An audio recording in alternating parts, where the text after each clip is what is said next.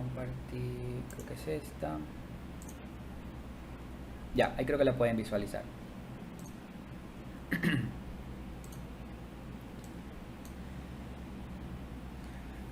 Ok, a ver, vamos a revisar el tema este de los principios de Led Manovich. Manovich es un investigador ruso, es un académico ruso, ok, que planteó en el 2001, plantea los 5 principios de los nuevos medios. Claro, tomando como referencia los medios tradicionales como la televisión, los medios impresos, la radio, ¿ok? Y el 2001 es un año importante desde el punto de vista de la consagración de Internet porque comenzamos a hacer esta transición, ustedes recordarán, de la web 1.0 a la web 2.0, ¿verdad? Donde se incorporan una serie de servicios nuevos como los wikis, como los blogs, como los videoblogs, ¿ok? Las redes sociales también. Entonces es importante que Manovich plantea en este libro de los principios de los nuevos medios, estos 5, ¿no? Entonces algunos yo los he mencionado en los talleres, quizás, por ejemplo, representación numérica, cuando hacíamos esto del taller de ASCII art o de manejo de colores, por ejemplo, de HTML, estaba presente o mencionaba este principio. Modularidad no tanto, ¿okay? Voy a poner algunos ejemplos porque la modularidad para el tema este de blog o también de hacer páginas web es muy evidente. La automatización, que ha sido el que quizás para mí he hecho mucho énfasis porque mucho de esto de la automatización tiene que ver con los programas, ¿verdad? Con las versiones que los programas tienen y cómo a través de estos programas, tal vez usando plantillas, tal vez usando una usabilidad alta, nos permite a nosotros poder manipular y crear contenido para los nuevos medios, ¿no? La variabilidad, muy poca, creo que no la he mencionado, hoy les haré algunos ejemplos con los talleres que hemos realizado. Y la transcodificación, que es una manera de considerar la capa cultural que tenemos nosotros con esta capa informática, y también vamos a dar algunos ejemplos. Así que vamos a comenzar con el de representación numérica, ¿sí? Entonces, en el caso de representación numérica, esta significa que la información, sean palabras, por ejemplo, imágenes, sonidos, videos, por ejemplo, pueden ser traducidas a código numérico, por lo que aquí estaríamos hablando de que esta información puede ser manipulada y puede ser programada, ¿verdad? Al estar en la computadora. En este sentido, todos los objetos de los nuevos medios, tanto se creen desde cero o sufran algún tipo de conversión, se van a componer pues de código digital, ¿no? Es decir, que están bajo una función, estarían bajo una función matemática o manipulación algorítmica, ¿no? Entonces, esto es realmente la representación de lo que consideramos la digitalización, ¿no? La cual se compone pues de las tomas de muestras, por ejemplo, la resolución de una imagen, pueden ser datos continuos, datos discretos y la cuantificación, ¿no? O sea, donde cada muestra se le va a asignar pues un valor numérico, ¿ok? Entonces, en los escenarios de ejemplos podemos tener, en el caso de la imagen, por ejemplo, ¿no? Las imágenes en los programas como Photoshop, como Corel, tienen una serie de parámetros, o puedo configurar una serie de parámetros como por ejemplo el contraste, el ruido, y vamos a suponer que en algún caso queremos mejorarla, de pronto porque la imagen está muy oscura. Entonces aquí manipulamos el contraste, el brillo, porque estas están basadas en operaciones matemáticas, es decir, el brillo y el contraste son datos numéricos para el programa.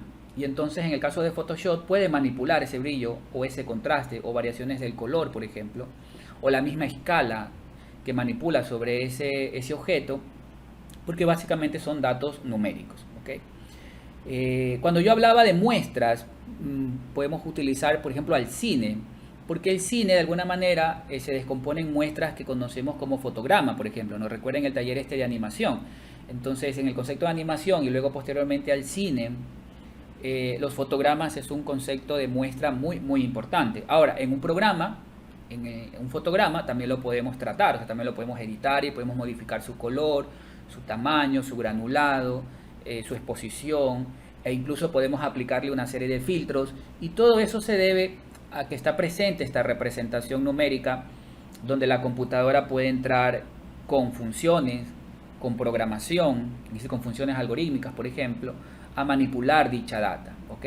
Si bien es cierto, el lenguaje de las computadoras es binario, como decíamos en algunos de los talleres, ¿verdad? El famoso 0 y 1. Estos de alguna manera también se codifican a otros sistemas numéricos, ¿no? Por ejemplo, los colores en HTML, ustedes recuerdan que se utiliza el color hexadecimal, pero no es más que una versión del color en RGB, ¿verdad? Y el RGB también es un dato numérico, ¿no? Son 3 números del 0 al 255 que representa el color de rojo, verde y azul. Entonces, de alguna manera en el HTML eso se transforma en colores en hexadecimales, ¿ok? Veamos ahora la modularidad. Este es sencillo, como su nombre lo indica. Básicamente cuando la operación de los medios se vuelve, en este caso, computable a través de partes más pequeñas, conocidas a través de módulos. ¿Okay? Estos módulos son componentes que comparten la estructura, pero a diferentes escalas. ¿Okay? Y a pesar de que cada uno de ellos sea independiente, el mensaje sigue teniendo el mismo sentido, ¿no? Por ejemplo, en la lectura de Manovich, Manovich hace uso de lo que se llama estructura fractal de los nuevos medios, ¿no? Ya que un fractal en sí es una estructura que representa o está representada en varias capas, ¿no? Es decir, todo lo que puede ser representado mediante muestras discretas, cualquier objeto que lo agrupamos en un objeto más grande siempre mantendrá su identidad individual y se podrá extraer sin modificar el todo. Y este principio es aplicable, por ejemplo, a las páginas web, ¿no? Es decir, una página web en HTML no es una información indivisible, sino que es discreta, la podemos dividir en otros elementos como imágenes, o sea, elementos multimedia, por ejemplo, ¿verdad? Imágenes, sonidos, archivos o otros documentos, o sea, otros documentos de página web, a lo que llamaríamos un sitio web de manera completa, ¿no? Lo mismo sería para el caso de WordPress, por ejemplo, ¿no? Cuando trabajamos con WordPress, WordPress está subdividido en módulos más pequeños que técnicamente se les da el nombre de widgets, por ejemplo. Entonces hay un widget que me controla la estadística en WordPress, hay otro widget que me controla, por ejemplo, las visitas, otro widget donde está los últimos posts, un widget para los comentarios, ¿verdad? Y es más, dentro de WordPress, el mismo concepto de plantillas, por ejemplo, ¿no? Es un módulo para WordPress, ¿no? O instalar una plantilla básicamente es un módulo. Aunque ya la plantilla en sí, más que el principio de modularidad, o sea, pasa a ser un módulo para WordPress, es identificable ya como un concepto de automatización, ¿sí? O sea, tiene ese grado de importancia. Por ejemplo, en la animación. En una animación, cuando hicimos el segundo taller, yo les mostraba esto de la modularidad usando símbolos. Entonces, por ejemplo, Animate puede agrupar varias animaciones utilizando símbolos. Hay 3 tipos de símbolos: el símbolo gráfico, el símbolo de botón y uno que es muy importante, que es el símbolo de tipo animación de película o movie clip en inglés. Entonces las animaciones también de alguna manera se descomponen en pequeños módulos, pero el contexto mayor no pierde el sentido de manera indivisible por la identidad que tiene de manera individual cada uno de estos módulos, ¿okay? Bueno, este es uno que he hecho bastante énfasis, es el caso de la automatización. Manovich habla aquí de todo lo que sean mecanismos, funciones predeterminadas que permiten hacer el acceso más amigable y veloz, cae en este principio de automatización. Para mí es importante el software aquí, ¿no? Entonces, estas funciones se pueden corregir o crear de forma automática, es la que podemos llevar a cabo gracias a los 2 principios anteriores, es decir, la representación numérica y la modularidad le dan cabida a que el principio de automatización se pueda ejecutar o se pueda presentar, ¿no? Y aquí tenemos variados ejemplos, tanto desde la mirada software o desde una mirada también hardware, por ejemplo, ¿no? Porque también hay automatización dentro del hardware. Por ejemplo, el caso de las páginas web, ustedes han de haber escuchado este tema de las cookies o galletas, que no son más que archivos que van dejando los navegadores web, un poco como la huella, el registro, y la utilidad puede ser para que la página web cargue más rápido, una especie de caché, ¿no? Tenemos también las plantillas en los blogs como WordPress, por ejemplo. O sea, la plantilla en sí es un concepto de automatización. ¿Okay? Hoy en día la automatización ya llega a cánones como la vida artificial, es decir, todo lo creado por software, correcciones con Photoshop, por ejemplo, cuando ustedes aplican un filtro en Photoshop, bueno, todo eso es parte de una automatización, ¿no?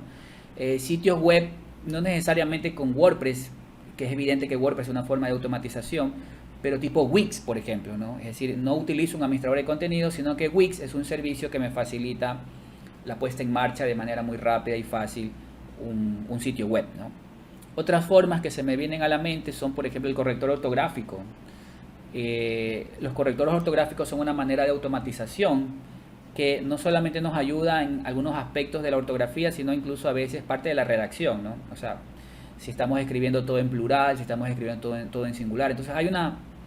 Incluso el mismo corrector ortográfico va a utilizar la modularidad, pues son una serie de módulos para poder corregir todo el contexto de un documento, en este caso que pudiera ser de Word, ¿no?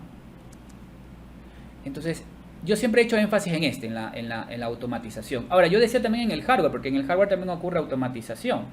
Por ejemplo, los medios análogos, los que grabábamos, por ejemplo, en cintas de cassette, por ejemplo, ¿verdad? Donde también almacenábamos data, también han tenido su automatización, ¿verdad? Luego pasaron a la cinta, al CD, por ejemplo, ¿verdad? Almacenamos ya 650 megas de data, luego pasamos al DVD, luego hemos pasado al Blu-ray, por ejemplo. Entonces los medios físicos también de alguna manera han ido automatizándose con procesos que faciliten más su usabilidad, ¿verdad? Porque hasta el player, hasta el reproductor también ha tenido que irse ajustando y automatizando vamos a decir, como un versionamiento al soporte, por así decirlo, ¿no? Al soporte. El siguiente es variabilidad. Este quizás yo no lo he tocado tanto, pero tiene que ver mucho con las versiones que se pueden hacer sobre un objeto, ¿no? Es decir, cualquier objeto que entra a la computadora puede ser modificable, ¿no? Gracias a la automatización. Es más sencillo llevar a cabo la modificación de estos elementos por el mismo concepto de automatización, ¿verdad? Si yo cojo una imagen en Photoshop, le hago variaciones en el mismo programa y con esto pues tengo un nuevo objeto dentro de este nuevo medio, ¿no? Entonces en este caso cualquier objeto de los nuevos medios puede existir en distintas versiones. E inclusive este concepto de infinitas versiones, es decir, no hay un límite, ¿no? No hay un límite. Y básicamente este principio no sería posible si es que no trabajamos con la modularidad y si tampoco tengamos el principio de automatización. Ejemplos de esta variabilidad, por ejemplo, miren, esto a nivel informático se ha aplicado bastante. Bueno, primero tiene que ver con las versiones, ¿no? El hecho de que yo coja un objeto, puede ser una imagen, un video, un audio, y a través de algún software, por ejemplo, cree otra versión, ¿no? Entonces ese es el principio de variabilidad. Gracias a la automatización y gracias a este programa que no solamente funciona con plantillas, sino con una serie de componentes o módulos, me permite crear una nueva versión, una especie de remix, ¿verdad? La variabilidad en este caso se estaría cumpliendo. Yo recuerdo en el caso de Windows, ¿verdad? O sea, Windows también lo hemos manejado por versiones. O sea, Windows también es como una parte, o sea, es un programa, un sistema operativo que también me permite en su evolución, en su versionamiento, ir creando nuevas cosas, ¿no? Pero en el caso de Windows, el menú de inicio, por ejemplo, el menú de inicio tiene un concepto que se llama interactividad de tipo arbóreo, es decir, que daba clic en inicio, se cargaban los programas, luego me iba a la sección programas, se displayaban los grupos de programas y por cada grupo yo podía seguir displayando más elementos sobre ese programa, ¿verdad? Hasta que ya llegaba a la aplicación y poderla cargar. Entonces ese es un sistema interactivo de tipo arbóreo. Ese sistema ha ido versionándose, ¿verdad? Ha tenido diferentes versiones. O sea, si yo comparo el menú de inicio de Windows 95, por ejemplo, con respecto al de Windows 10, es evidente que ha ido cambiando en diferentes versiones, ¿no? O si tomamos uno de Windows XP, por ejemplo, ¿no? Cogemos el menú de inicio de Windows XP, también vamos a ver que hay un remix, hay una nueva versión de ese menú de inicio, ¿ok? Entonces, desde el punto de vista del objeto menú de inicio que tiene este concepto de interactividad de tipo arbóreo, pues vemos que la variabilidad se cumple, ¿ok? Ahora, también hay variabilidad automática, es decir, donde no necesariamente tengo intervención del usuario. Un ejemplo de esto son los antivirus. Por ejemplo, en los antivirus, estos automáticamente se actualizan, ¿verdad? Se actualizan en su base de datos, con su base de datos de nuevos virus para poder detectar más. Entonces, pero esto es un proceso automático que, si bien es cierto, está sistematizado, ¿no? O sea, el usuario instala el antivirus y digamos que deja activada la opción de actualizaciones automáticas, ¿no? Entonces, este también es un ejemplo, porque el antivirus por sí solo va actualizándose a nuevas versiones, ¿no? Que le permiten reconocer o ampliar también su base de datos de detección. Pero aquí lo interesante es que no hay intervención de parte del usuario, ¿sí? Entonces es una especie de variabilidad automática, no hay intervención del usuario, como era el caso que decía sobre la interactividad de tipo arbóreo de Windows, por ejemplo, ¿no? Es decir, que los programadores han tenido que ir haciendo nuevas versiones. Ahora, por ejemplo, el audio también se aplica aquí, ¿no? Yo puedo coger un archivo de audio sin compresión en formato WAV y utilizar algún software de edición de audio y hacer variabilidad, ¿verdad? O sea, comenzar a aplicar alguna serie de filtros, opciones que tiene el mismo programa y crear un nuevo sonido, o a lo mejor una nueva versión de ese archivo porque lo comprimo, o sea, lo paso de WAV, lo paso por ejemplo a formato MP3 o a formato OGG. Entonces estoy haciendo como variaciones de ese objeto. Y por último tenemos la transcodificación. Este quizás en los contextos de los talleres quizás no hemos hecho tanto énfasis, más allá de ciertos escenarios un poco filosóficos, en el sentido de, no sé si recuerden cuando yo decía cómo suena el sonido, ¿verdad? Qué colores tiene el movimiento de un cuerpo, por ejemplo, ¿no? Entonces, bueno, en el concepto Paramanóvic, transcodificar de alguna manera es esa interacción de los usuarios a través de una interfaz familiar a su cultura. Es decir, esto significa traducirlo a otro formato, ¿no? Como por ejemplo digitalizar los viejos medios a nuevos medios, o sea, digitalizar los antiguos a nuevos medios, ¿no? Y básicamente este principio, según Manovic, de alguna manera es la consecuencia más importante de la informatización de los medios, porque a través de un archivo informático con un encabezamiento que la máquina puede leer, como por ejemplo los números, como por ejemplo las imágenes, en el caso de los videos, hay una traducción de un formato a otro, ¿sí? Y aquí se habla de, o sea, como el principio de transcodificación tiene que ver mucho con la interfaz familiar a su cultura, entonces hablamos de la capa general y la capa informática, que pueden cambiar con el tiempo, pero estas dos capas están muy integradas, ¿no? Un ejemplo aquí es el correo electrónico, ¿no? Ustedes miren un poco cómo era la experiencia de este viejo medio, por decirlo así, o sea, cómo empieza el correo electrónico, ¿verdad?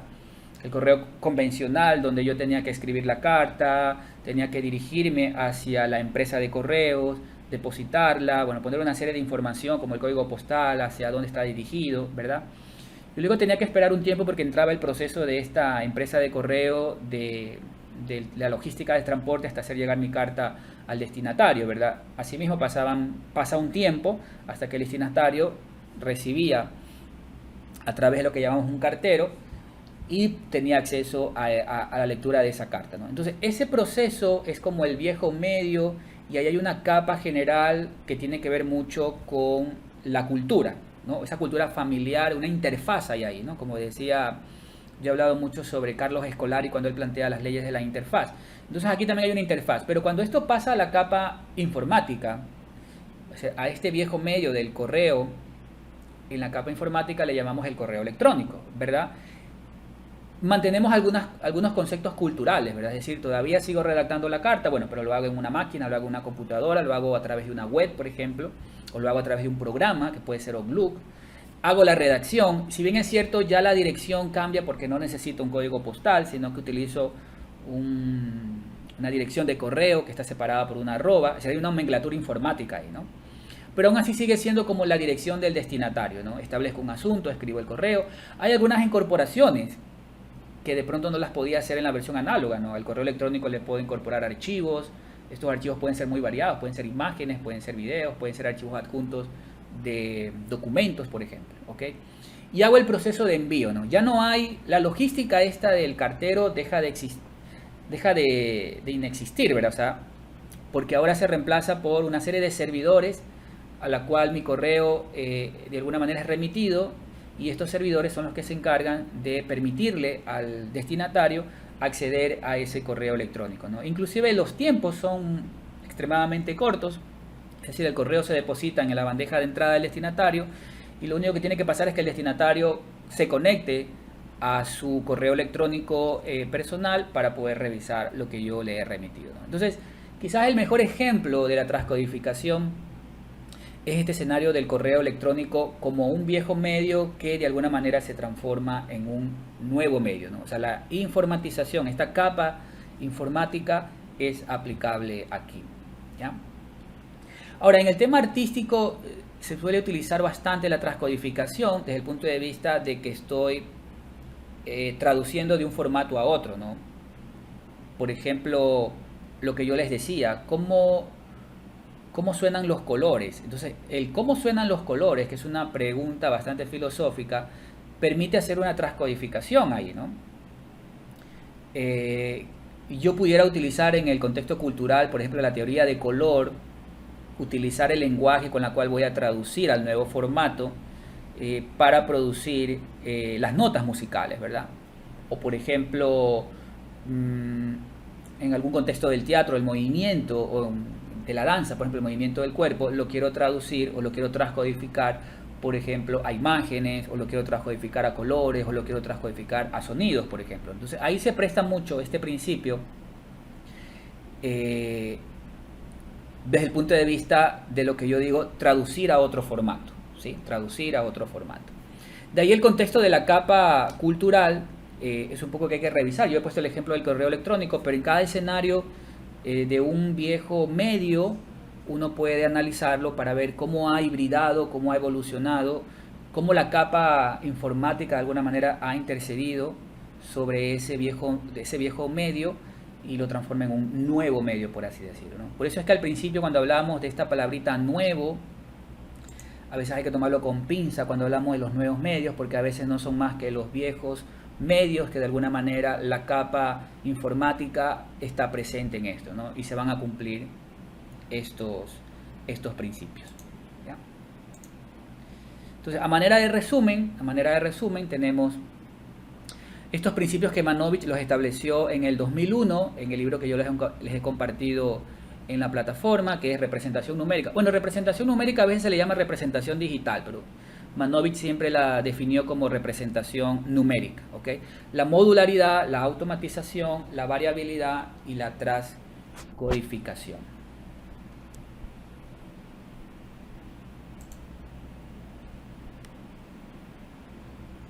¿Preguntas hasta ahí, chicos?